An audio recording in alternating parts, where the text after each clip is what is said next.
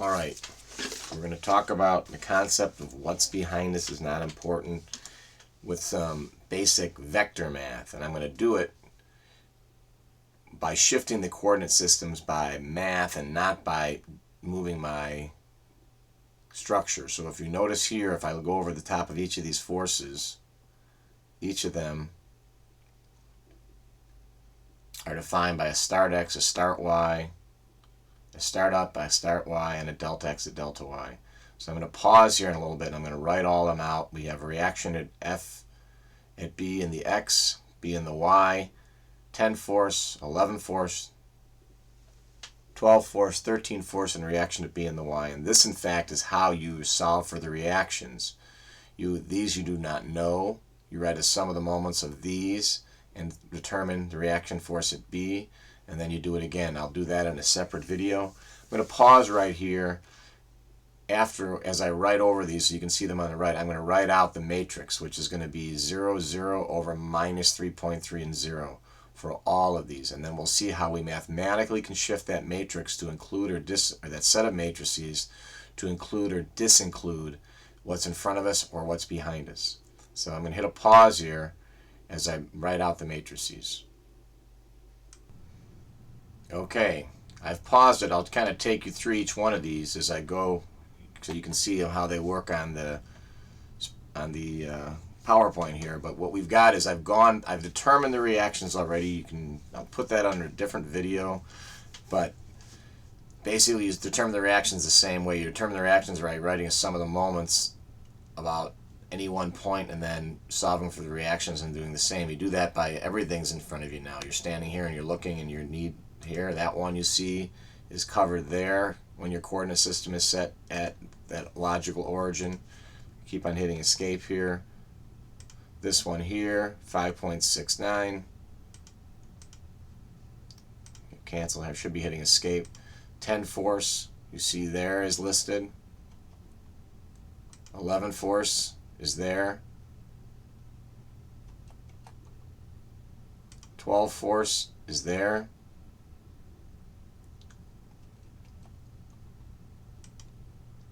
13 force is there.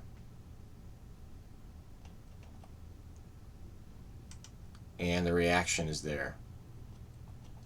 And if by definition, if you add up all of these forces, minus 3.3, 3.54, minus 2.83, 0, 2.6, you should get 0, and you should get the same if you sum the y's. And if you add up the values of each of these, you should get also 0. So I will tell you the mathematics. This makes sense. This makes sense. This next one should be spinning about the 0, 0 point, should be spinning in a negative direction. It is. This next one should be spinning in a negative direction. It is. This next one should be spinning in a negative direction. It is. This next one should be spinning in a negative direction. It is. This next one should be losing a positive direction, and it is. So how do you go about then doing the mathematics of what's behind us is not important? Well, let's just assume now that you switch your point. Pause here for a second as I pick up the pen. All right, let's just assume that your point is going to be like we did in class, just to the left of this framing change here, or this connection here, if you would, in this frame.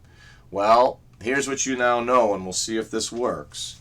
Here's what you know in that case. First off, it's going to be pretty easy and straightforward to switch your coordinate system from there to there. And you can do this in AutoCAD, right? And I'll do it in this case, but you really should be able to do it mathematically. So I'm going to erase this. I'm going to grab each of this, and I'm going to move from here at 0, 0, I'm sorry, minus 9, 0. Now, we're going to use that as our check because mathematically, you don't want to have to be doing that each time. So now when we look at this, this should be at a negative 9. Again, it's in front of it. We're walking backwards, and what's behind us is not important. That one's at minus 9. And that one is a minus 4.37. So now these other ones are behind us, so they're not important. So for now, let's put a line through them. We're going to, in the short term, and once you write all these out this way or in a spreadsheet, you can then change what's behind you just by moving around with some mathematics. So I'm going to do a review here. I can start inking. All right, so first off, let's take out what's behind us. Well, let's see. This one's not behind us. This one's not behind us. This one's not behind us. This one in the short term, it's behind us. This is behind us. This is behind us. This is behind us. And so if we want to know what the forces in the moment is at this one point here, we stand and we walk backwards, and then what's behind us is not important. So we're looking this way. But now the radial vectors are not this. If I know where is this point, it is at -9. And where is this one at? It's also at -9. And this one is at what? It's at 0 minus 9 is 4.62 minus 9. And of course, as lazy as I am right now early in the morning, that value is a minus 4.38. So in this case, it's a minus 4.38. You solve these and take the opposite, and you get the reaction moment, the internal reaction moment is the opposite. You add these forces, and the internal shear force is the opposite. So I think we did this a little bit in class, and we can see that, at least according to these, -3 in the x, 0, and 3.54, we should have, if you add those up, you get a positive 2.54. So your reaction, the x, should be f of x, or your, more or less your p at your section is equal to minus 0.24. Your shear, again, you kind of think about this. This is down, this is up. It looks like you're going to have to come down a little bit. So we have 5.69 up, minus 2.54 down.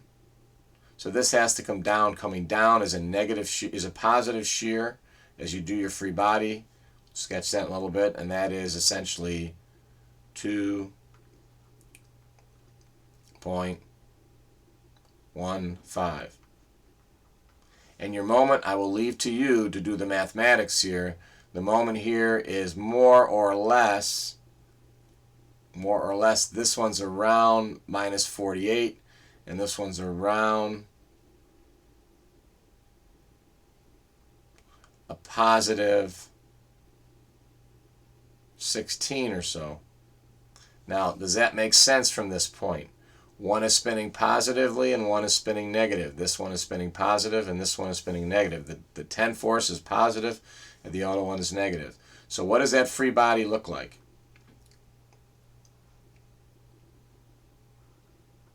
Right here you have a force P, a shear V, a moment of reaction there. We figured our 0, 0 point was there. We have forces that look like that, like this, and like this. And the sum of the forces is equal to 0. The sum of the moments is equal to 0. And the forces are, of course, we break them out into two components, shear and axial. So that's how you do this one. I'll do the next one stepping back 2 feet. And saying what's behind me is not important, but now the only thing behind me is the reaction force at B. Because even though these are going to be behind me, in a physical sense, in the path sense of the load path going down, they are in front of me. So when you stack things up this way or put them in a spreadsheet, solving for internal reactions is relatively straightforward. And if you take the time to do this mathematically from the first one, when you do your reactions and stack them up pretty nicely like this, you can see that you can just copy this over and over again. It's definitely a spreadsheet app. It's definitely a calculator app.